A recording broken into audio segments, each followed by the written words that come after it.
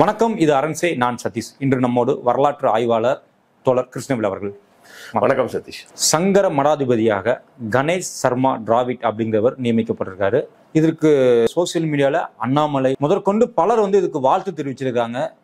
என்ன இந்த சங்கர மடம் அப்படிங்கிறது, என்ன மடாதிபதியாக நியமிக்கப்படுறது அவ்வளவு சிறப்பான விஷயமா? இதற்கும் மக்களுக்கும் என்ன சம்பந்தம்?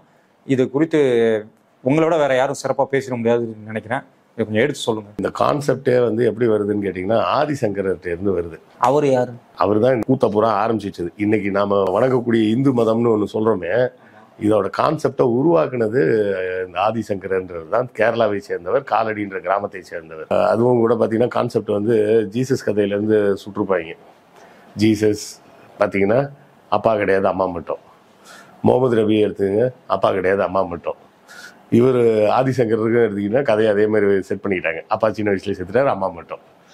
அம்மாட்ட பர்மிஷன் வாங்கி சன்னியாசியாக போகிறேன் அப்படின்லாம் போய் இந்த மதத்தை உருவாக்குறேன் அப்படின்னு சொல்லி, அதாவது ஷண் மதங்கள் அப்படின்னு சொல்லுவாங்க. அதாவது அதுக்கு முன்னாடி இவங்கெல்லாம் தனித்தனி மதமாக இருந்தாங்க. யார்? சைவ மதம்னா அது தனி மதம், சிவபெருமானை மட்டும் கும்பிடுவாங்க, வேற யாரையும் கும்பிட மாட்டாங்க. வைணவம் அப்படின்னா அவங்க பெருமாளை மட்டும் கும்பிடுவாங்க, வேற யாரையும் கும்பிட மாட்டாங்க. சாக்த மதம்னு பேர். அது அம்மன் வழிபாடு, அம்மனை மட்டும் கும்பிடுவாங்க, வேற யாரையும் வழிபட மாட்டாங்க. கௌமாரம் அப்படிம்பாங்க. கௌமாரம்னா முருகனை மட்டும் கும்பிடுவாங்க, வேற யாரையும் கும்பிட மாட்டாங்க. கானாபத்தியம் அப்படின்னா விநாயகரை மட்டும் கும்பிடுவாங்க, வேற யாரையும் கும்பிட மாட்டாங்க. சௌரவம் அப்படிம்பாங்க, அவங்க சூரியனை மட்டும் கும்பிடுறாங்க. இது எல்லாத்தையும் ஒன்னா சேர்த்து இவை ஷண் மதங்கள். இது எல்லாத்துக்கும் பூசாரியாக பிராமணர்கள் இருக்கணும் அப்படின்னு கான்செப்டை உருவாக்குறது ஆதிசங்கரர். அப்படி உருவாக்கும் போது அவர் மடங்களை உருவாக்குறார்.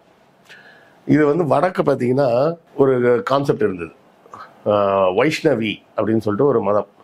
அந்த மதத்துக்கு எப்படி இருக்கும்னா ஒரு கோயில் மாதிரி ஒன்று இருக்கும், அதில் ஒரு மடமும் உள்ள இருக்கும். அந்த மடத்தின் தலைவர் தான் மொத்தமாக அந்த மதத்துக்கு தலைவர். எல்லாரும் காலையில் அங்கே போய் சாமியை கும்பிட்டுட்டு தான் வீட்டில் சாப்பிடவே செய்வாங்க. அப்படி ஒரு கான்செப்டை உருவாக்கணும்னு உருவாக்கப்பட்டது தான் இந்த சங்கர மடங்கள். இந்த சங்கர மடங்கள் உருவாக்கப்பட்ட லிஸ்ட்டில் காஞ்சிபுரம் கிடையாது. ஆனா இவர் இப்ப காஞ்சிபுரத்துல இருக்க சங்கர மடத்துக்கு தான் மடாதிபதியா நியமிக்கப்பட்டிருக்காரு. ஆமா, ஆதிசங்கரோட அப்ரூவ்டு மடத்துல இந்த மடமே கிடையாது. ஆதிசங்கரர் மடங்களை உருவாக்குனார்ன்றது ஒரு பக்கம்னா, அவர் உருவாக்கிய ஆத்தரைஸ்டு அவுட்லெட் இருக்குல்ல, கம்பெனி ஆத்தரைஸ்டு அவுட்லெட் அப்படின்லாம் போடுறாங்களே, அது மாதிரி கம்பெனி ஆத்தரைஸ்டு அவுட்லெட்ல இந்த அவுட்லெட்டே கிடையாது. ஓகே. இது 1900 ஆரம்ப கட்டத்துல கும்பகோணத்துல ஒரு பிரான்ச் ஆஃபீஸ் ஒன்று மாதிரி போடுறாங்க. சிருங்கேரி மடத்துக்கா இல்லை பூரி மடத்துக்கான்னு தெரியல, ஏதோ ஒரு மடத்துக்கு பிரான்ச் ஆஃபீஸ் மாதிரி இங்கே ஒன்று போடுறாங்க கும்பகோணத்தில். அதன் பிறகு அதை அங்கேருந்து காஞ்சிபுரத்துக்கு ஷிஃப்ட் பண்ணுறாங்க. ஷிஃப்ட் பண்ணி இதுவும் சங்கர மடம் தான், இது தனி சங்கர மடம்னு ஆகிக்கிறாங்க. இதுக்கு முன்னாடி இருந்தார் சந்திரசேகர சரஸ்வதி சுவாமிகள் அப்படின்னு. அவர் பீரியட்ல தான் இந்த கான்செப்ட் உருவாக்கப்பட்டு இது தனி மடம்னு ஆகுது. அதுக்கப்புறம் ஜெயேந்திரர் வராரு, அப்புறம் விஜயேந்திரர் வராரு. ஜெயேந்திரர் பாதியிலே என்ன பண்றாரு, அப்போ ஜெயேந்திரர் தான் இளைய மடாதிபதி. இப்போ இந்த கணேஷ சர்மா டிராவிட நியமிச்சாங்கல்ல, அது மாதிரி அவரை நியமிச்சாங்க. பொதுவாக இளைய மடாதிபதின்ற ஆட்களை நியமிக்கிறதே எப்படி நியமிப்பாங்கன்னா, சின்ன வயசுலேயே நியமிச்சிருவாங்க. அதாவது இவங்க கான்செப்டே வித்தியாசமா இருக்கும். நம்ம தோழர் மருதையன் தான் சொல்லுவார் அழகா, இவங்க ரொம்ப வேடிக்கையான ஆளுங்க அப்படிம்பாரு. ஏங்க சொல்லுங்க, அப்பா நீ படிச்சு குவாலிஃபை ஆகிட்டியா அப்படின்னா, குவாலிஃபை ஆகிட்டாங்க, சரி இந்த படிப்புக்கு இந்த வேலை உனக்கு அப்படின்னு வேலையை கொடுப்பாங்க. இவங்க மட்டும் ரிவர்ஸ்ல பண்ணுவாங்க, இந்த வேலையை உனக்கு கொடுத்துட்டேன், நீ வேலையை வச்சுக்கோ, இனிமே அதுக்கு தேவையானதெல்லாம் இனிமே படிச்சுக்கோ அப்படிம்பாங்க அப்படின்னு வேடிக்கையா சொல்ல. அதாவது இப்போ என்னன்னா, ஒரு வேலைக்கு 10th படிச்சிருக்கணும் அப்படின்னு சொன்னா வேலையில சேர்த்துட்டு அப்புறமா நீ 10th படி அப்படின்னு சொல்ற மாதிரி. சின்ன வயசுல மடாதிபதி ஆக்கி விட்டு அதை அதுக்கு அப்புறமா உட்காந்து வேதத்தை படியா, எப்படி கேலி கூத்தா இருக்கு. ஜெயேந்திரர் இளைய மடாதிபதியா இருக்காருல்ல, இருக்கும்போதே அவருக்கு அதை 2-3 விஷயம் சொல்லுவாங்க. அது எது கரெக்டான உண்மைன்னு தெரியாது. நேபாள் ராணிக்கும் இவருக்கும் கனெக்ஷன் அப்படின்னு சொல்லுவாங்க. இன்னொரு ஃபேமஸான எழுத்தாளர் ஒருத்தங்க, அவங்க பேட்டியா கொடுத்துட்டாங்க, அதனால எனக்கு டார்ச்சர் கொடுத்தான் அப்படின்னு. அனுராதா ரமணன். சும்மா கேள்விப்பட்ட செய்தின்னு நம்ம சொல்ல போறது இல்லை, இது அவங்களே பேட்டி கொடுத்தாங்க, என்ன டார்ச்சர் பண்றாங்க அப்படின்னு. அதுக்கப்புறம் என்ன ஆயிடுச்சுன்னா, இந்த ஆள் பாதியிலே அந்த தண்டம் கமண்டலம் எல்லாத்தையும் தூக்கி போட்டு ஓடி போயிட்டாரு. நான் இங்கெல்லாம் இருக்க முடியாது, நான் போறேன் அப்படின்ட்டு போயிட்டாரு. இப்போ ஜெயேந்திரர் ஓடி போயிட்டாருல்ல, அப்ப அவருக்கு மேல வேற மடாதிபதி வேணுமேன்னு சொல்லிட்டு விஜயேந்திரரை அதுக்கப்புறம் நியமிக்கிறாங்க. அதுக்கப்புறம் நம்ம போய் அவரை கூட்டு வந்துட்டாங்க திரும்ப. சரி, கூட்டு வந்தோடனே அவரை பழையபடி மடாதிபதியா இருக்கட்டும், இவர் இளைய மடாதிபதியாவே இருக்கட்டும்னு வச்சிருந்தாங்க. அப்புறம் அவர் ஜெயேந்திரர் காலமானதுக்கு பிறகு இவர் விஜயேந்திரர் முழு டைமுக்கு வந்துட்டாருன்னு நினைக்கிறேன். சங்கரராமன் கொலை நடந்ததும் இதே ஜெயேந்திரர் தான். சங்கரராமன் கொலை வழக்குல சிக்கின ஜெயேந்திரர் இதே ஜெயேந்திரர் தான். சின்ன வயசுலேயே வந்தவர். அதுக்கப்புறம் நேபாள் ராணி கூட கனெக்ஷன்பாங்க. ஒரு எழுத்தாளர் பெண்மணியை டார்ச்சர் பண்ணாங்கம்பாங்க. டிவியில் ஃபேமஸான ஒரு டான்ஸர் ஒருத்தங்க, அவங்க பேரெல்லாம் சொல்ல வேணாம் நம்ம, அவங்க வந்து பர்மனெண்ட்டாக டார்ச்சர் பண்ணிட்டு இருந்தார் அப்படிம்பாங்க. இதெல்லாம் வந்து அவங்க விரும்பி வந்தாங்கன்னு நான் சொல்லவே மாட்டேன். செக்ஸை பொறுத்தவரை டார்ச்சர்ன்றது என்னன்னு கேட்டிங்கன்னா, அது செக்ஸ் சம்மந்தப்பட்டதே கிடையாது, அதிகாரம் சம்மந்தப்பட்டது. நீ என் பேச்சை கேட்கலன்னா நீ வாழ முடியாது, உன்னை வாழ விட மாட்டேன் அப்படிங்கிறது தான் டார்ச்சர். செக்ஸுன்றது கன்சர்ன்டு செக்ஸ் அப்படின்றதுக்கு வந்து நம்ம உள்ளே போகவே முடியாது. அது 2 பேர் பற்றின தனிப்பட்ட விஷயமா போயிடும். அதுக்கு வந்து அவர் சாமியாராக இருக்கணும், சாமியாராக இருக்கக்கூடாதுன்ற விஷயத்துக்கு கூட நான் போக விரும்பலை. சரியா? இதை பூரா டார்ச்சர் நம்ம சொல்றது என்னன்னா, தன்னுடைய அந்த ஆன்மீக அதிகாரத்தை வச்சு மிரட்டி அவங்கள பணிய வைக்கிறது. இப்ப இந்த கணேச சர்மா திராவிடுக்கு வருவோம். இந்த 3 பேர் வச்சுக்கிறாங்கல்ல. ஆமா, கணேச சர்மா டிராவிட். இல்ல சர்மாங்கிறதுக்கு அர்த்தம் எனக்கு கிளியரா தெரியுது. கணேசங்கிறது கணபதி ஆரை குடிக்கிற ஒரு பேரு. டிராவிட்ங்கிறது பொதுவா டிராவிட்ன்றது வந்து என்ன அர்த்தம்னா, பார்ப்பனர்களில் தென்பகுதியை சார்ந்த பார்ப்பனர்களுக்கு டிராவிட்னு பின்னோட்டு பேர் ஒண்ணு சேர்த்துப்பாங்க. அது வந்து எல்லாம் வெள்ளக்காரன் வந்ததுக்கு அப்புறம் இவங்க சேர்த்துக்க ஆரம்பிச்ச பேர் அது. இப்ப நம்ம திராவிடன்னு சொல்றோம்ல, அந்த திராவிட பகுதியில் வாழக்கூடிய பார்ப்பனர்களை குறிப்பாக குறிப்பதற்கு டிராவிட்னு அவங்க பேர் வச்சுக்கிட்டாங்க. வெள்ளக்காரன் வந்ததுக்கு அப்புறம் தான் இவங்களுக்கு ஒரு ஆசை வர ஆரம்பிக்குது. என்னன்னா, எல்லாரும் வெள்ளக்காரன் பூரா பார்த்தீங்கன்னா 3 பேர் இருக்கும் அவங்களுக்கு. ஃபர்ஸ்ட் நேம், மிடில் நேம், சர்நேம்னு 3 நேம் இருக்கும்.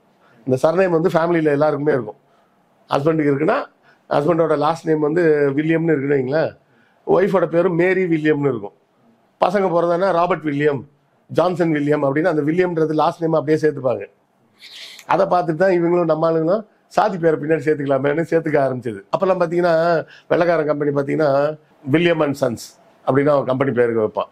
இவங்க ஒன்று Mudaliar and sons, Chettiar and சன்ஸ்ன்னு அந்த காலத்தில் நிறைய கடைகள்லாம் நீங்கள் சென்னையில் பார்க்கலாம். அதை பார்த்து அப்படியே வந்த மெத்தடு. அதை வந்து அண்ணா வரும்போது தான் மாத்துறாரு. எப்படி மாத்துறாருன்னா, சிஎன் அண்ணாதுரைன்னு மாத்துறாரு. சீனா காஞ்சிபுரம், காஞ்சிபுரத்துக்கு கே இல்லை சார் அப்படின்னு நம்ம இப்போ கேட்கலாம்.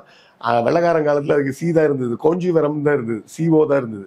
சிஎன் அண்ணாதுரைனா காஞ்சிபுரம் நடராஜன் அண்ணாதுரை. அதை பார்த்தா எங்க அப்பா எனக்கு பேர் வைக்கும்போது டிஎஸ் கிருஷ்ணவேல் வச்சாரு. அண்ணாவை பார்த்து திருநெல்வேலி சங்கரன் கிருஷ்ணவேல் அப்படின்னு வச்சார். அப்போ இந்த டிஎஸ் கிருஷ்ணவேல்னு பேர் இருந்தப்போ ஸ்கூல்லலாம் அப்படிதான் இருந்தது. அப்புறம் ஒரு திருக்குறள் படித்தேன், இவன் தந்தை எண்ணூற்றான் கொல் எனும் சொல் அப்படின்னு ஒரு திருக்குறள் வரும். அப்போ வந்து ஆமால, இவங்க அப்பா என்ன நல்லது பண்ணாரு, அதனால இந்த பையன் வந்து அவருக்கு பிள்ளையா கிடைச்சான் அப்படின்ற மாதிரி பேர் வாங்கினா தானே நல்லது அப்படின்னு சொல்லி தான் டிஎஸ் தூக்கி நான் பின்னாடி போட்டேன், கிருஷ்ணவேல் டிஎஸ்ன்னு. அதாவது டிஎஸ் கிருஷ்ணவேல்னா திருநெல்வேலி சங்கரன் அதோட பையன் கிருஷ்ணவேல். இது அப்படி இல்லை, கிருஷ்ணவேல் யார் தெரியுமா, திருநெல்வேலி சங்கரனோட பையன். அப்படி மாற்றி இப்போ இருக்கட்டும்னு நான் தூக்கி பின்னாடி வச்சேன். இப்போ இவங்க இந்த டிராவிடுன்ற பேர்லாம் ஒன்றும் பெரிய விஷயம்லாம் இல்லை. ராகுல் டிராவிடோட டிராவிடும் இந்த டிராவிடும் எல்லாமே ஒரே டிராவிடு தான். இந்த மடத்துல இவர் வந்ததுனால என்ன நடந்துற போகுது, அதுதான் என்னோட இன்னும் இப்போ அதான் கேள்வியா இருக்குது. இந்த மடம் வந்து என்ன செய்யுது, இதுக்கான எதற்கு இவ்வளவு முக்கியத்துவம்? சோசியல் மீடியால எங்க பார்த்தாலும் வாழ்த்து சொல்றாங்க, அவரோட போட்டோ பார்த்து பேசிட்டு இருக்காங்க, நெகட்டிவாவும் வருது பாசிட்டிவாவும் வருது. ஆனா என்ன பண்ண போறாரு அடுத்தால? இவரும் வாழை இலையில ஆய் போறாரு. அதுதான் நடக்க போகுது. எனக்கு ரொம்ப நாளா அந்த டவுட் இருந்தது. நம்ம தோழர் பிரகாஷ் தான் வந்து, தாமோதரன் பிரகாஷ் இருக்காரு, அவர் தான் எனக்கு விளக்கம் சொன்னாரு. நான் அவர்கிட்ட கேட்டேன், தோழர் ஒரு சந்தேகம், நீங்க வந்து இந்த காஞ்சிபுரம் சங்கரராமன் கேஸ்ல எல்லாம் ரொம்ப நிறைய புலனாய்வெல்லாம் பண்ணி கட்டுரைகள்லாம் எழுதியிருக்கீங்க, உங்கள்ட்ட கேட்டால் ஒருவேளை விடை கிடைக்குமோ அப்படின்ற நம்பிக்கையில் கேட்குறேன். சொல்லுங்க என்ன விஷயம்?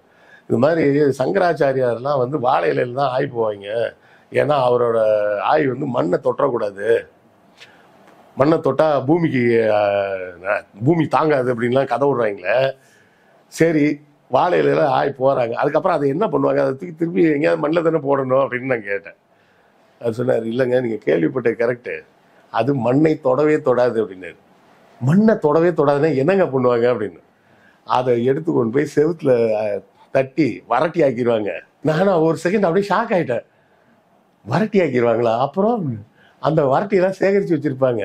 சரி, அப்புறம் மடத்துக்கு யாராவது மிகப்பெரிய விஐபி, யாராவது ஒரு பெரிய முதலமைச்சர், இல்லை ஒரு பெரிய அரசியல் கட்சி தலைவர், இல்லை ஒரு பெரிய கிரிக்கெட்டர், இல்லை ஜனாதிபதி, இந்த மாதிரி மிகப்பெரிய விஐபி, விஐபி இல்லை விவிவிஐபி யாராவது வந்தாங்கன்னா அப்போ இந்த வரட்டியை பயன்படுத்தி சக்கரை பொங்கல் செய்வாங்களாம், நெருப்புக்கு எரிக்கிறதுக்கு. கேட்டவனே நல்ல வேலை நம்மெல்லாம் விஐபி இல்லை தொடர் அப்படின்னு. கேட்கறதுக்கே நாரகாசமா இருக்கு. இதை நான் வந்து பப்ளிஷ் பண்ணவா? இல்லைங்க, இது வந்து நான் வந்து ஏதோ எல்லாம் சொல்லியே, நக்கீரனோட மூத்த பத்திரிகையாளர் சீனியர் மோஸ்ட் ஜேர்னலிஸ்ட் சங்கர்ராமன் கொலை வழக்க அக்கு வேற ஆணி வேற பிரிச்சு பப்ளிக்கு கொண்டு வந்தவர். அவர் சொல்றாரு, நான் உள்ள போயிருக்காங்க, அங்க நான் விசாரிச்சேங்க, விசாரிச்சு அங்க இருக்கவங்க சொன்ன செய்தி தான் இதுன்றாரு. நீ சக்கரை பொங்கல் சாப்பிடும் போதெல்லாம் கண்டது ஞாபகத்துக்கு வரணும். அதுக்கு நான் ஒன்றும் பண்ண முடியாது. அது நம்ம சாப்பிட்ற சக்கரை பொங்கல்லாம் கிடையாதுங்க. எப்படியோ விவிவிஐபி சாப்பிட்ற சக்கரை பொங்கலுக்கு மனசு பல பேர் மனசை உடைச்சிட்டீங்க. இது என்னுடைய சொந்த கருத்தெல்லாம் கிடையாது. புலனாய்வு பத்திரிகையாளர் அங்க நேரா சென்று அங்க உள்ள நபர்களிடம் கேட்டு தெரிந்து கொண்ட தகவல். ஸோ வாழை இலை வர மட்டும் தெரிஞ்ச நண்பர்கள் மற்றதையும் தெரிஞ்சுக்கிட்டோம். இந்த முக்கியத்துவத்துக்காக எல்லாரும் வாழ்த்து சொல்லிட்டு இருக்கிறாங்க. இதுக்கு தான் வாழ்த்து சொல்லிட்டு இருக்காங்க. அடுத்தால அதான் சொன்னேன், இன்னொருத்தர் சங்கரமடத்துக்கு இளைய மடாதிபதியா வந்ததுனால என்ன பண்ண போறாரு, நாளையில இருந்து அவரும் டாய்லெட் யூஸ் பண்ண மாட்டாரு. அவ்வளவுதான் உலகத்துல நடக்க போகுது தவிர வேற ஒன்றும் பெருசாக எதுவும் நடக்க போறது இல்லை. இந்த சங்கர மடத்தோட சொத்து மதிப்பு எவ்வளவு இருக்கும், எப்படி இது மாதிரி விரிவாயிருக்கிறது? பல கோடிகள்னு சொல்றாங்க, பல கோடிகள்னு சொல்றாங்க. சொத்துக்கள்லாம் கண்ணா விடான்னு இருக்கும். அதை வச்சுக்கிட்டு ஜாலியாக சாப்பிட்டுட்டு கூத்தடிச்சிட்டு பேசாமல் உட்காந்துருக்கிறாங்க. அதனால பொழுது போலன்னா இந்த மாதிரி யாராவது பொம்பளை கேஸ் எல்லாம் வேற வெளியே வருது. அந்த காலத்து சந்திரசேகரெல்லாம் அவெல்லாம் ரொம்ப நல்லவராக இருந்தார் அப்படின்னு நிறைய சப்பக்கட்டு கட்டுவாங்க. அன்னைக்கு நக்கீரன் இல்லை, அதனால அந்த செய்தியெல்லாம் வெளியே வரல. இன்னைக்கு நக்கீரன் இருக்கு, அதனால அந்த செய்தியெல்லாம் வெளியே வருது. சரிங்களா? இந்த சங்கர மடத்துக்கு இன்னொரு தலைவர் வந்ததுனால என்ன நடக்க போகுதுன்னா ஒண்ணுமே நடக்க போறது இல்லை. அவங்க என்ன சமூக புரட்சி பண்ண போறாங்களா, சமூகத்துல மாற்றத்தை கொண்டு வர போறாங்களா, இல்ல பல கல்வி கூடங்களை கட்டி அப்படியே எல்லாருக்கும் இலவச கல்வியை கொடுத்து தூக்கி நிப்பாட்ட போறாங்களா தமிழ்நாட்டை? ஒன்றும் கிடையாது. இதே சனாதனம், இதே ஏற்றத்தாழ்வு, இதையெல்லாம் நிலைநிறுத்துவதற்கு உண்டான வேலையை செய்வாங்க. இதை தாண்டி எதுவுமே செய்ய போறது கிடையாது, எதுவுமே நடக்கவும் போறது கிடையாது.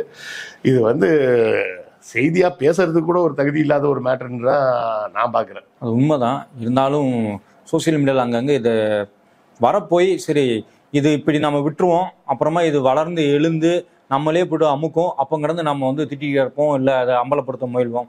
ஸோ இந்த மாதிரி விஷயங்களை உடனே பேசிடணும் அப்படிங்கிறதுக்காக தான் உங்களை கேட்டது.